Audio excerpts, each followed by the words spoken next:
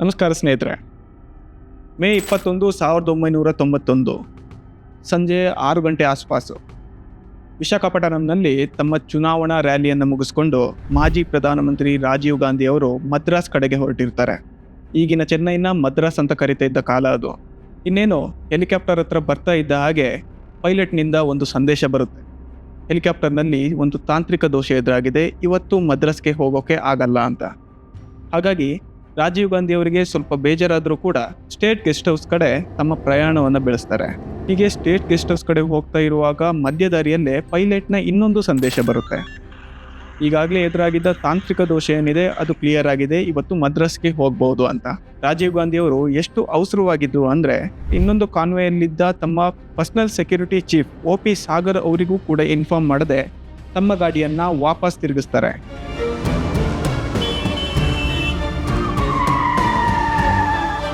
ಏರ್ಪೋರ್ಟಿಗೆ ಬರ್ತಾರೆ. ಅಲ್ಲಿಂದ helicopter take off ಆಗುತ್ತೆ. ರಾತ್ರಿ 8:30 ಆಸುಪಾಸು ರಾಜೀವ್ ಗಾಂಧಿ ಅವರ ಹೆಲಿಕಾಪ್ಟರ್ ಮದ್ರಾಸ್ ತಲುಪಿರುತ್ತೆ. ಏರ್ಪೋರ್ಟ್ನಲ್ಲಿ ಕೆಲವು ಕಾಂಗ್ರೆಸ್ ನಾಯಕರು ಅವರನ್ನು ವೆಲ್ಕಮ್ ಮಾಡೋದಕ್ಕೆ ಅಂತ ಸೇರಿರ್ತಾರೆ. ಆಲ್ರೆಡಿ ಲೇಟ್ ಆಗಿರುತ್ತೆ. ಆದರೂ ಕೂಡ ಶ್ರೀಪೆರಂಬದೂರಿನಲ್ಲಿ ತಮ್ಮ ಚುನಾವಣಾ ರ್ಯಾಲಿಯನ್ನು ನಡೆಸೋದಕ್ಕೆ ರಾಜೀವ್ ಗಾಂಧಿ ಅವರು ಹೊರಟಿದ್ರು. ರಾತ್ರಿ 10 ಗಂಟೆ 10 ನಿಮಿಷಕ್ಕೆ ರಾಜೀವ್ ಗಾಂಧಿ ಅವರು ಪೆರಂಬದೂರನ್ನು ತಲುಪಿರ್ತಾರೆ. ತಡರಾತ್ರಿ ಆದರೂ ಕೂಡ ರಾಜೀವ್ ಗಾಂಧಿ ಅವರನ್ನು ನೋಡೋದಕ್ಕೆ ಸಾವಿರಾರು ಸಂಖ್ಯೆಯಲ್ಲಿ ಜನ ಸೇರಿರ್ತಾರೆ. ಒಂದು ಕಡೆ ಜನರ ಅಭಿಮಾನದ ಕಿರ್ಚಾಟ, ಇನ್ನೊಂದು ಕಡೆ ಇಂದಿರಾ ಗಾಂಧಿ ಹಾಗೆ ರಾಜೀವ್ ಗಾಂಧಿಯನ್ನ ಹಾಡಿ ಹೊಗಳುತ್ತಾ ಇರುವ ಹಾಡುಗಳು.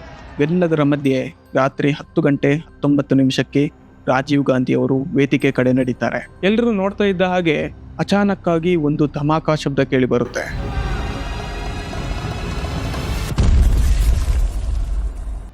ಜನರಿಗೆ ಏನಾಯ್ತು ಅಂತಾನೆ ಗೊತ್ತಾಗಿರಲ್ಲ. ಇನ್ನೇನು ಜನ ಚೇತರಿಸ್ಕೋಬೇಕು ಅನ್ನಷ್ಟರಲ್ಲಿ 4 ಕಡೆ ಹೊಗೆ ಆವರಿಸಿರುತ್ತೆ. ಆಮೇಲೆ ಗೊತ್ತಾಗುತ್ತೆ ಅಲ್ಲಿ ನಡೆದಿದ್ದು ಒಂದು ದೊಡ್ಡ ಬಾಂಬ್ ಬ್ಲಾಸ್ಟ್. ಹೌದು, ಆ ಬಾಂಬ್ ಬ್ಲಾಸ್ಟ್ನಲ್ಲಿ ಒಟ್ಟು 18 ಮಂದಿ ತಮ್ಮ ಪ್ರಾಣವನ್ನು ತ್ಯಾಗ ಮಾಡ್ತಾರೆ. ಅದರಲ್ಲಿ ಒಬ್ಬರು ಮಾಜಿ ಪ್ರಧಾನಮಂತ್ರಿ ರಾಜೀವ್ ಗಾಂಧಿ. ಹಾಗಿದ್ರೆ ಈ ಬ್ಲಾಸ್ಟ್ ಮಾಡಿದ್ದು ಯಾರು, ಯಾಕಾಗಿ ಮಾಡಿದ್ರು, ಹಾಗೆ ಇವೆಲ್ಲದರ ಹಿಂದೆ ಯಾವ ಮಾಸ್ಟರ್ ಮೈಂಡ್ ಕೆಲಸ ಮಾಡ್ತು, ಇವೆಲ್ಲದನ್ನು ತಿಳಿಸ್ಕೊಡ್ತೀನಿ. ವಿಡಿಯೋವನ್ನು ಕೊನೆ ತನಕ ನೋಡಿ.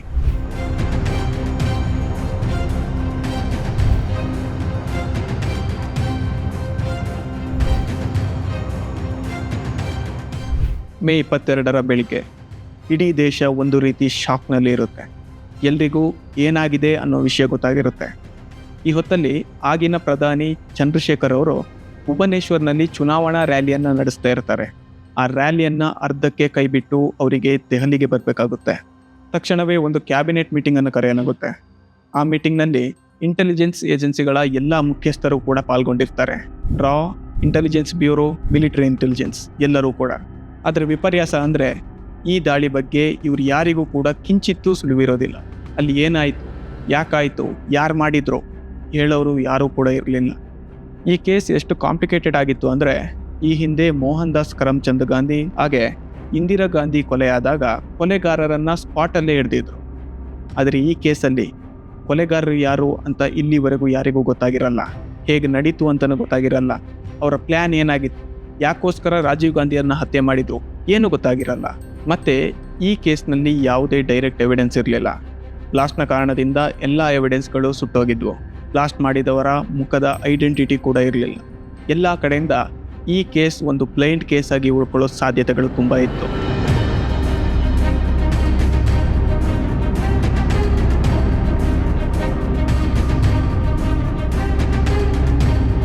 ಒಂದು ವೇಳೆ ಈ ಕೇಸನ್ನು ಬೇಗ ಸಾಲ್ವ್ ಮಾಡದೇ ಇದ್ದರೆ ಅಥವಾ ಅಪರಾಧಿಗಳನ್ನು ಬೇಗ ಹಿಡಿದೇ ಇದ್ದರೆ ಜನ ಮತ್ತು ಮೀಡಿಯಾ ತಮ್ಮ ವಿರುದ್ಧ ತಿರುಗಿ ಬೀಳೋ ಎಲ್ಲ ಸಾಧ್ಯತೆಗಳು ಇತ್ತು ಅಂತ ಸರ್ಕಾರ ಮತ್ತು ಇಂಟೆಲಿಜೆನ್ಸ್ ಎರಡಕ್ಕೂ ಗೊತ್ತಿರುತ್ತೆ. ಹೀಗಾಗಿ ಈ ಕೇಸ್ನ ಸಾಲ್ವ್ ಮಾಡೋದಕ್ಕೆ ಅಂತ ಒಂದು ಸ್ಪೆಷಲ್ ಇನ್ವೆಸ್ಟಿಗೇಷನ್ ಟೀಮನ್ನು ತಯಾರು ಮಾಡಲಾಗುತ್ತೆ. ಹಾಗೆ ಈ ಟೀಮನ್ನು ಲೀಡ್ ಮಾಡೋದಕ್ಕೆ CBI ಡೈರೆಕ್ಟರ್ ನೇಮಕ ಮಾಡೋದು IPS DR ಕಾರ್ತಿಕೇಯನ್ ಅವರನ್ನು. ಆಗಿನ ಕಾಲದಲ್ಲಿ ಕಾರ್ತಿಕೇಯನ್ ಅವರು ಪೊಲಿಟಿಕಲ್ ಪ್ರೆಷರನ್ನು ಹ್ಯಾಂಡಲ್ ಮಾಡೋದ್ರಲ್ಲಿ ಫೇಮಸ್ ಆಗಿದ್ದರು. ಕಾರ್ತಿಕೇಯನ್ ಅವರ ಟೀಮಲ್ಲಿ ದೇಶದ ಟಾಪ್ ಆಫೀಸರ್ಗಳೇ ಇದ್ದರು. NSG ಮುಖ್ಯಸ್ಥರಿಂದ ಹಿಡಿದು ವೆಲ್ ಎಕ್ಸ್ಪೀರಿಯನ್ಸ್ಡ್ IPS ಆಫೀಸರ್ಸ್ ಎಲ್ಲರೂ ಕೂಡ. ಇಂಥ ಇಂಟೆಲಿಜೆಂಟ್ ಆ್ಯಂಡ್ ಎಕ್ಸ್ಪೀರಿಯನ್ಸ್ ಟೀಮ್ಗೆ ಇದ್ದಿದ್ದು ಒಂದೇ ಟಾಸ್ಕ್, ರಾಜೀವ್ ಗಾಂಧಿ ಕೊಲೆಗಾರರನ್ನು ಕಂಡುಹಿಡಿಯೋದು. ಈ ಕೇಸ್ ಒಂದು ಕಾನ್ಸ್ಪಿರಸಿ ಥಿಯರಿ ಆಗೋದನ್ನು ತಡೆಯೋದ್ರ ಜೊತೆಗೆ ಭಾರತೀಯ ರಕ್ಷಣಾ ವ್ಯವಸ್ಥೆಯ ಮರ್ಯಾದೆಯನ್ನು ಕಾಪಾಡೋದು ಈ ತಂಡದ ಮೇಲಿದ್ದ ಜವಾಬ್ದಾರಿ. ಹಾಗಾದರೆ ಬನ್ನಿ ಡೀಟೇಲ್ಡ್ ಆಗಿ ನೋಡ್ಕೊಬರೋಣ ರಾಜೀವ್ ಗಾಂಧಿ ಹತ್ಯೆ ಕೇಸನ್ನ.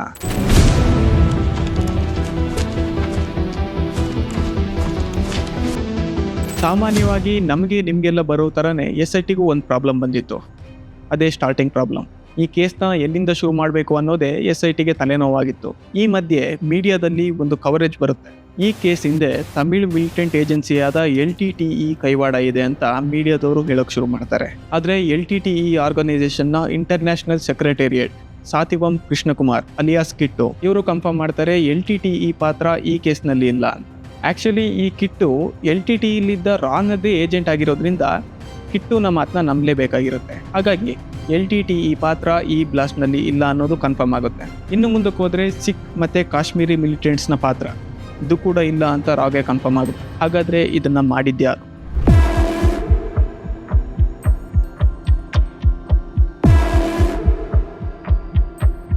ಮೇ 22 ಬೆಳಿಗ್ಗೆ ತಮಿಳುನಾಡಿನ forensic lab director doctor Chandrasekharan ಅವರು ನ್ಯೂಸ್ ಪೇಪರ್ ಓದ್ತಾ ಇರ್ತಾರೆ. ಆ ನ್ಯೂಸ್ ಪೇಪರಲ್ಲಿ ಅವರೊಂದು ಗಮನಿಸ್ತಾರೆ. ಅದರಲ್ಲಿ ಕ್ರೈಮ್ ಸೀನ್ನ ಒಂದು ಫೋಟೋವನ್ನು ಹಾಕಲಾಗಿರುತ್ತೆ. ಅದನ್ನು ಗಮನಿಸಿದಾಗ ಚಂದ್ರಶೇಖರ್ ಅವರಿಗೆ ಗೊತ್ತಾಗುತ್ತೆ ನಮಗೆ ಸಿಕ್ಕಿದ ಎವಿಡೆನ್ಸಲ್ಲಿ ಒಂದು ಕ್ಯಾಮರಾ ಕೂಡ ಇತ್ತು ಅನ್ನೋದು. ಆ ಕ್ಯಾಮರಾ ತಮ್ಮ ಕೇಸ್ನ ಅತಿ ದೊಡ್ಡ ಕ್ಲೂ ಆಗ್ಬೋದು ಅಂದ್ಕೊಂಡು ಚಂದ್ರಶೇಖರನ್ ಅವರು ಆ ಕ್ಯಾಮರಾ ಮತ್ತು ಅದರ ಫೋಟೋಗ್ರಾಫರ್ ಯಾರು ಅಂತ ಕಂಡುಹಿಡಿಯೋದಕ್ಕೆ ಹೇಳ್ತಾರೆ. ನಂತರ ಗೊತ್ತಾಗುತ್ತೆ ಆ ಕ್ಯಾಮ್ರಾ ಹರಿಬಾಬು ಅನ್ನೋ ಫೋಟೋಗ್ರಾಫರ್ದು ಅಂತ. ಆ್ಯಕ್ಚುಲಿ ಆ ಬ್ಲಾಸ್ಟ್ನಲ್ಲಿ ಹರಿಬಾಬು ಕೂಡ ತನ್ನ ಪ್ರಾಣವನ್ನು ಕಳ್ಕೊಂಡಿರ್ತಾನೆ. ಬ್ಲಾಸ್ಟ್ ನಂತರ CID ಕ್ಯಾಮ್ರಾವನ್ನು ಜಪ್ತಿ ಮಾಡ್ಕೊಂಡಿರುತ್ತೆ. ಡಾಕ್ಟರ್ ಚಂದ್ರಶೇಖರನ್ ಅವರು ಆ ಕ್ಯಾಮ್ರಾದಲ್ಲಿ ತೆಗೆದ 10 ಫೋಟೋಗಳನ್ನು CIDಯಿಂದ ತರಿಸ್ಕೊಳ್ತಾರೆ. ಆ ಎಲ್ಲ ಫೋಟೋಗಳನ್ನು ನೋಡ್ತಾ ಇದ್ದ ಹಾಗೆ ಒಂದು ಫೋಟೋ ಅವರ ಗಮನವನ್ನು ಸೆಳೆಯುತ್ತೆ. ಆ ಫೋಟೋದಲ್ಲಿ ಒಬ್ಬಳು ಮಹಿಳೆ ಗಂಧದ ಹಾರ ಇಟ್ಕೊಂಡು ನಿಂತಿರ್ತಾಳೆ. ಆಕೆ ಕಿತ್ತಳೆ ಹಾಗೆ ಹಸಿರು ಬಣ್ಣದ ಬಟ್ಟೆಯನ್ನು ಹಾಕಿರ್ತಾಳೆ. ಅವಳಿಗಿಂತ ಸ್ವಲ್ಪವೇ ದೂರದಲ್ಲಿ ಇನ್ನೊಬ್ಬ ವ್ಯಕ್ತಿ ನಿಂತಿರ್ತಾನೆ. ಬಿಳಿ ಪೈಜಾಮ ಹಾಕ್ಕೊಂಡು ಕೈಯಲ್ಲಿ ಒಂದು ನೋಟ್ಬುಕ್ ಇಟ್ಕೊಂಡು ನಿಂತಿರ್ತಾನೆ. ನೋಡೋದಕ್ಕೆ ಜರ್ನಲಿಸ್ಟ್ ಥರ ಕಾಣ್ತಾ ಇರ್ತಾನೆ. ಘಟನಾ ಸ್ಥಳದಲ್ಲಿ SIT ಅವರಿಗೆ ಕೆಲವು ವೈರ್ಗಳು ಹಾಗೆ ಅದಕ್ಕೆ ಅಂಟಿಕೊಂಡಿದ್ದ ಕಿತ್ತಳೆ ಮತ್ತು ಹಸಿರು ಬಣ್ಣದ ನೂಲುಗಳು ಸಿಕ್ಕಿದ್ವು. ಇದರಿಂದ ಒಂದು ಕನ್ಫರ್ಮ್ ಆಗುತ್ತೆ, ಬಾಂಬ್ ಯಾವುದೋ ಗಾಡಿಲೋ ಅಥವಾ ಸ್ಟೇಜಲ್ಲೋ ಇರಲಿಲ್ಲ, ಬದಲಾಗಿ ಮನುಷ್ಯರೇ ತಮ್ಮ ಬಟ್ಟೆಯೊಳಗೆ ಬಾಂಬನ್ನು ಇಟ್ಕೊಂಡು ಬಂದಿದ್ರು. ಮತ್ತು ಇದರ ಜೊತೆಗೆ ಫೋಟೋದಲ್ಲಿ ಗಂಧದ ಮಾಲೆ ಇಟ್ಕೊಂಡು ನಿಂತಿದ್ದ ಅದೇ ಮಹಿಳೆ ಬಾಂಬರ್ ಅಂತ ಕೂಡ ಗೊತ್ತಾಗುತ್ತೆ. ಈ ಎಲ್ಲ ಸಣ್ಣ ಪುಟ್ಟ ಆಧಾರಗಳನ್ನು ಸ್ಟಡಿ ಮಾಡಿದಾಗ ಇವರಿಗೊಂದು ವಿಷಯ ಕನ್ಫರ್ಮ್ ಆಗಿರುತ್ತೆ, ಇದೊಂದು ಸೂಸೈಡ್ ಬಾಂಬ್ ಅಟ್ಯಾಕ್.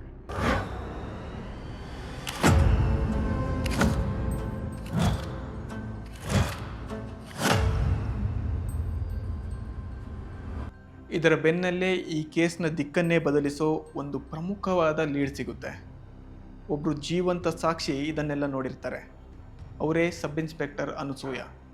ಬಾಂಬ್ ಬ್ಲಾಸ್ಟ್ನಲ್ಲಿ ಅವರ ದೇಹ ಆಲ್ಮೋಸ್ಟ್ ಸುಟ್ಟೋಗಿರುತ್ತೆ. ಆಸ್ಪತ್ರೆಯಲ್ಲಿ ಅವರು ಟ್ರೀಟ್ಮೆಂಟ್ ತಗೊಳ್ತಾ ಇರ್ತಾರೆ. ಅನಸೂಯ ಅವರು ಹೇಳಿದ ಪ್ರಕಾರ ಆ ಬಾಂಬರ್ ಮಹಿಳೆ ರಾಜೀವ್ ಗಾಂಧಿ ಅವರ ಹತ್ರ ಹೋಗುವಾಗ ಇವರು ಅವರನ್ನು ತಡಿತಾರೆ. ಆಗ ರಾಜೀವ್ ಗಾಂಧಿ ಅವರೇ ಆ ಮಹಿಳೆಯನ್ನು ಬಿಡೋದಕ್ಕೆ ಹೇಳ್ತಾರೆ. ಈ ಟೈಮಲ್ಲಿ ರಾಜೀವ್ ಗಾಂಧಿ ಅವರಿಂದ ಆಶೀರ್ವಾದ ಪಡ್ಕೊಳ್ಳೋ ನೆಪದಲ್ಲಿ ಆ ಮಹಿಳೆ ರಾಜೀವ್ ಗಾಂಧಿ ಅವರ ಕಾಲಿಗೆ ಬಿದ್ದಿರ್ತಾಳೆ. ಆ ಮಹಿಳೆಯನ್ನು ಮೇಲೆತ್ತೋಕೆ ರಾಜೀವ್ ಗಾಂಧಿ ಅವರು ಬಗ್ಗಿದಾಗ ಬ್ಲಾಸ್ಟ್ ಆಗಿರುತ್ತೆ.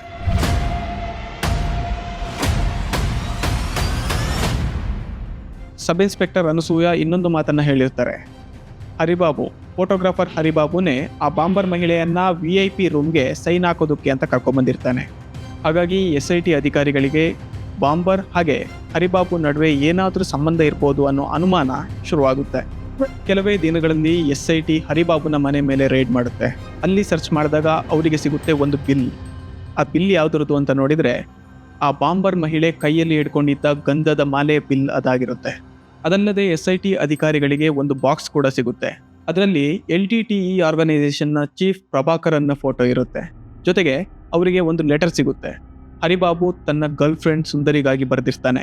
ಆ ಲೆಟರಲ್ಲಿ ಆತ ಮೆನ್ಷನ್ ಕೂಡ ಮಾಡಿರ್ತಾನೆ ತಾನೊಂದು ಡೇಂಜರಸ್ ಮಿಷನ್ನಲ್ಲಿ ಶಾಮೀಲಾಗ್ತಾ ಇರೋದಾಗಿ.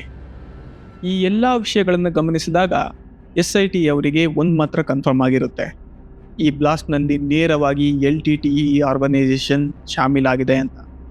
ಆದರೆ ಈ ಕೇಸ್ನಲ್ಲಿ ಒಂದು ದೊಡ್ಡ ಬ್ರೇಕ್ ಥ್ರೂ ಸಿಗೋದು ವೇದಾರಣ್ಯಂನ ಕಾಡಲ್ಲಿ. ಅಲ್ಲಿ ಪೊಲೀಸರು ಡೈಲಿ ರೂಟಿಂಗ್ ಅಂತ ಚೆಕ್ ಮಾಡ್ತಾ ಇರ್ತಾರೆ. ಆಗ ಒಬ್ಬ ಬೈಕಲ್ಲಿ ಬರ್ತಾನೆ. ಅವನ ಓವರ್ ಸ್ಪೀಡ್ ನೋಡಿ ಪೊಲೀಸರು ಅವನನ್ನು ತಡಿತಾರೆ. ಅವನ ಹತ್ರ ಮಾತಾಡಿಸಿದಾಗ ಅವನ ಮಾತಿನ ಸ್ಲ್ಯಾಂಗಲ್ಲೇ ಗೊತ್ತಾಗುತ್ತೆ ಆತ ಭಾರತದ ತಮಿಳಿಗ ಅಲ್ಲ, ಆತ ಶ್ರೀಲಂಕಾ ತಮಿಳಿಗ ಅಂತ. ಪೊಲೀಸರಿಗೆ ಡೌಟ್ ಬಂದು ಅವನನ್ನು ಅರೆಸ್ಟ್ ಮಾಡ್ತಾರೆ. ಅವನನ್ನು ಇನ್ವೆಸ್ಟಿಗೇಷನ್ ಮಾಡೋದಕ್ಕೆ ಶುರು ಮಾಡ್ತಾರೆ. ಆಗ ಆತನ ಬಾಯಿಂದ ಕೆಲವು ಸಂಗತಿಗಳು ಹೊರಬರುತ್ತೆ. ಅವನ ಹೆಸರು ಶಂಕರನ್ ಕೋನೇಶ್ವರನ್ ಅಂತ. ಆತನಿಗೆ ಕ್ರೈಮ್ ಸೀನ್ನಲ್ಲಿ ಸಿಕ್ಕಿದ ಫೋಟೋವನ್ನು ತೋರಿಸ್ತಾರೆ. ಆ ಫೋಟೋದಲ್ಲಿ ಬಿಳಿ ಕುರ್ತಾ ಹಾಕೊಂಡಿದ್ದ ವ್ಯಕ್ತಿಯ ಹೆಸರು ಶಿವಾರಸನ್ ಅಂತ.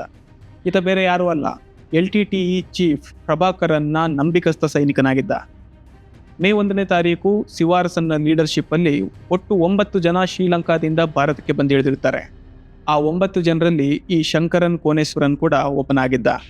ಇದಲ್ಲದೆ ಶಂಕರನ್ ಕೋನೇಶ್ವರನ್ ಹತ್ರ SIT ಅವರು ಇನ್ನೂ ಕೆಲವು ವಸ್ತುಗಳನ್ನು ಜಪ್ತಿ ಮಾಡ್ತಾರೆ.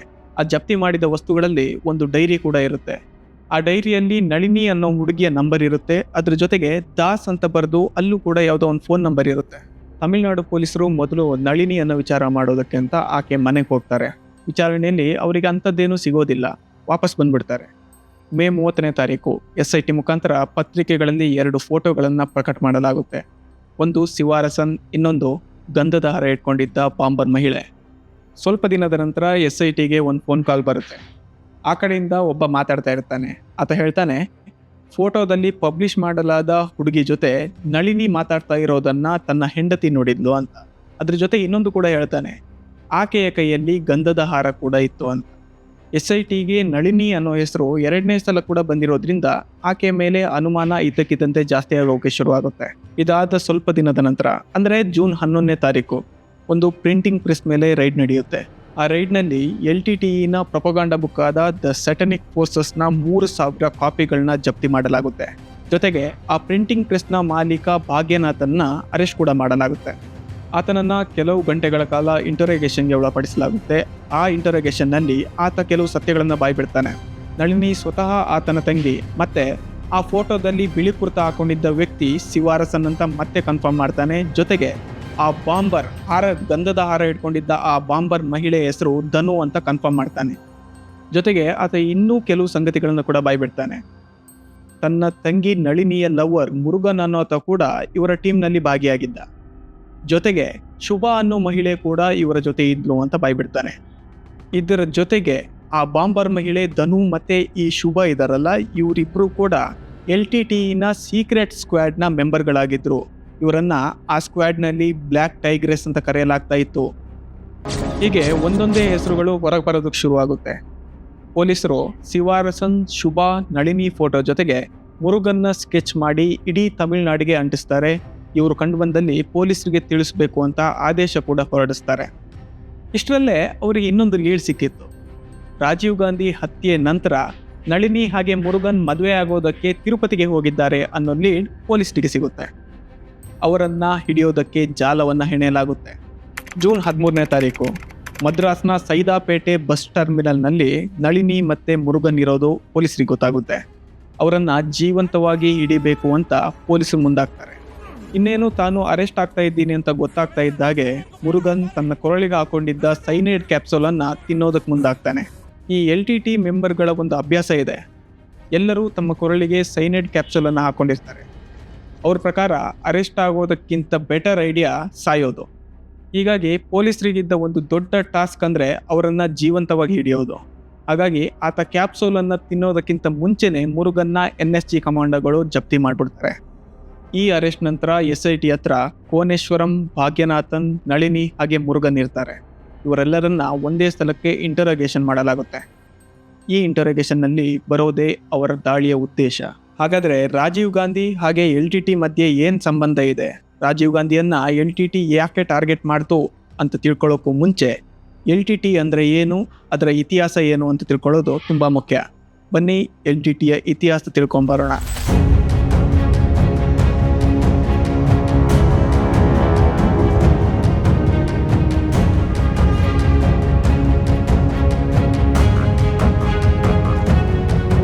LTT ಫುಲ್ ಫಾರ್ಮ್ ನೋಡೋದಾದರೆ ಲಿಬರೇಷನ್ ಟೈಗರ್ಸ್ ಆಫ್ ತಮಿಳ್ ಈಲಂ ಅಂತ. ಅಂದರೆ ಇದು ಶ್ರೀಲಂಕಾದ ಉತ್ತರ ಹಾಗೆ ಪೂರ್ವ ಭಾಗವನ್ನು ಸೇರಿಸಿ ಒಂದು ಪ್ರತ್ಯೇಕ ತಮಿಳು ದೇಶ ಮಾಡೋಕ್ಕೆ ಹೋರಾಡ್ತಾ ಇತ್ತು. ಇಲ್ಲಿ ವಿಷಯ ಏನು ಅಂದರೆ ಶ್ರೀಲಂಕಾದಲ್ಲಿ 74.9% ಜನ ಸಿಂಹಳೀಸ್ ಮಾತಾಡ್ತಾರೆ. ಹಾಗೆ 11.2% ಜನ ತಮಿಳು ಮಾತಾಡೋರಾಗಿದ್ದು.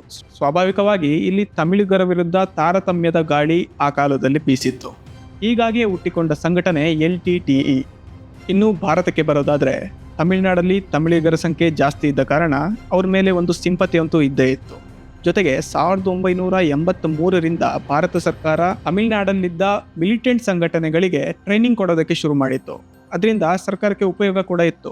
ಆ ಮಿಲಿಟೆಂಟ್ ಸಂಘಟನೆಗಳನ್ನ ಒಂದುಗೂಡಿಸಿ ಭಾರತದ ಕೋಸ್ಟಲ್ ರೀಜನ್ಗಳನ್ನ ರಕ್ಷಣೆ ಮಾಡೋದು ಇದರ ಉದ್ದೇಶ ಆಗಿತ್ತು. ಇದೇ ಹೊತ್ತಲ್ಲಿ ಶ್ರೀಲಂಕಾದ ಮೇಲೆ ಪ್ರೆಷರ್ ಬೀಳೋಕ್ಕೆ ಶುರುವಾಯಿತು. 1987ಕ್ಕೆ ಪರಿಸ್ಥಿತಿ ಎಷ್ಟು ಹದಗೆಟ್ಟಿತ್ತು ಅಂದರೆ, ಶ್ರೀಲಂಕಾ ಭಾರತದ ಜೊತೆ 1987 ಜುಲೈ 29ನೇ ತಾರೀಕು ಒಂದು ಟ್ರೀಟಿಯನ್ನು ಸೈನ್ ಮಾಡ್ತು. ಆ ಟ್ರೀಟಿ ಸೈನ್ ಮಾಡಿದವರು ಆಗಿನ ಪ್ರಧಾನಮಂತ್ರಿ ರಾಜೀವ್ ಗಾಂಧಿ ಅವರು.